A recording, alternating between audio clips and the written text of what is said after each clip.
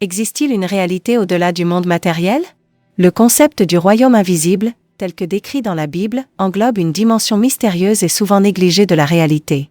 Au-delà du monde tangible que nous percevons, les Écritures décrivent vivement un royaume habité par des êtres spirituels, des forces cosmiques et des conseils divins.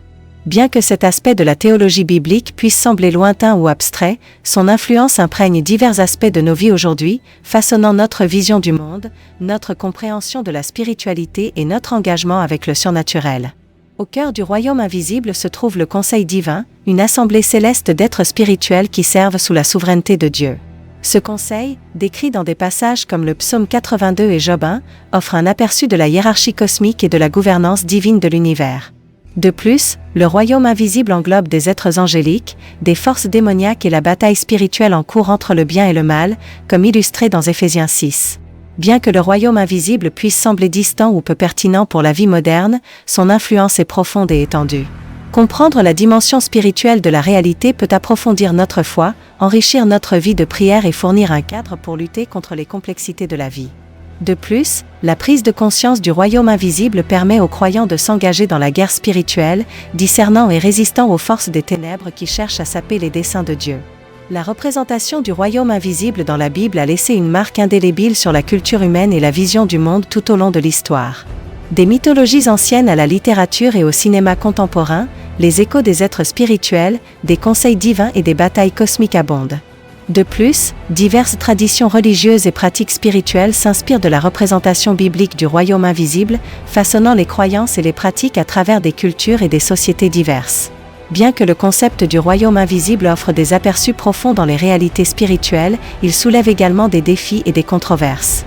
Les interprétations des passages bibliques concernant les anges, les démons et la guerre spirituelle varient largement parmi les théologiens et les communautés religieuses.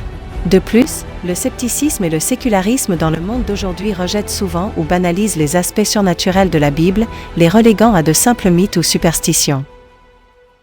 À travers les pages de la Bible, de nombreuses références sont faites aux faux dieux, des divinités adorées par les anciennes civilisations qui ont souvent égaré les gens du vrai culte du seul Dieu. Malgré leur contexte historique, l'influence de ces faux dieux continue de résonner dans le monde d'aujourd'hui, façonnant les croyances, les valeurs et les normes sociétales de manière subtile mais significative. Dans le Proche-Orient ancien, les sociétés polythéistes adoraient une multitude de dieux et de déesses, chacun associé à différents aspects de la vie et de la nature. De Baal, le dieu de l'orage des Cananéens, à Ashra, la déesse de la fertilité, ces fausses divinités capturaient la dévotion et l'allégeance de nombreuses personnes, offrant des promesses de prospérité, de protection et de pouvoir. La Bible met en garde à plusieurs reprises contre le culte des faux dieux, condamnant l'idolâtrie comme une trahison envers le vrai Dieu.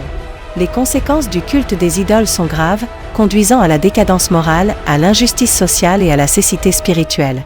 Malgré ces avertissements, l'attrait des faux dieux s'avérait souvent irrésistible, entraînant Israël et d'autres nations dans des cycles de désobéissance et de jugement divin.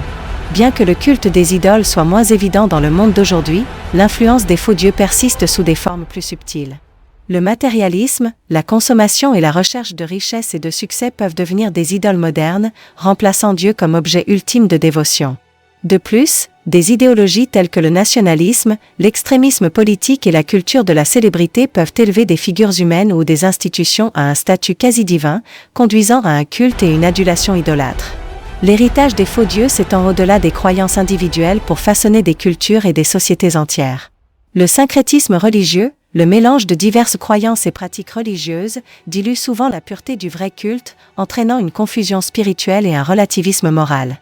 De plus, l'élévation des faux dieux peut favoriser des divisions, des conflits et des injustices au sein des communautés, alors que des allégeances concurrentes s'affrontent et luttent pour la suprématie. Face à l'influence prédominante des faux dieux, la Bible appelle les croyants à rester fermes dans leur dévotion au seul vrai Dieu. Cela implique de rejeter l'idolâtrie sous toutes ses formes et de consacrer nos vies au culte et à l'obéissance à Dieu seul. Jésus-Christ, la révélation ultime de l'amour et de la grâce de Dieu, offre la libération de l'esclavage du culte des idoles, invitant tous ceux qui croient à vivre une véritable liberté et une vie abondante.